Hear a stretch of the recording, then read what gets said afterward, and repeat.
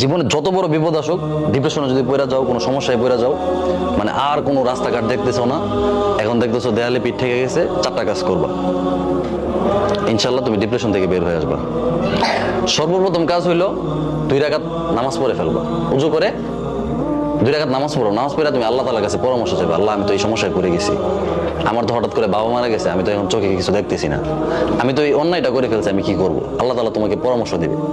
এই কথাটা আমার এক আপা ওই দিন বলতেছে, আমি একটা সিদ্ধান্ত নিয়েছি, নেওয়ার পরে আমি টেনশনে পড়ে গেছি যে হায় হায় আমি এখন কি করবো।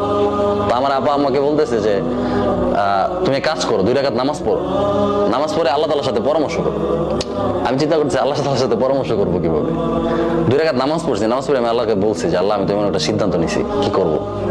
তখন দেখি আমার মাথায় নানান চিন্তা আসতেছে, বুদ্ধি আসতেছে, পজিটিভ, বুঝছো? ডিপ্রেশনে পড়ে গেলে প্রথম চেষ্টা করবা 2 রাকাত নামাজ পড়া। দ্বিতীয় যে কাজটা করবা, একা থাকবা।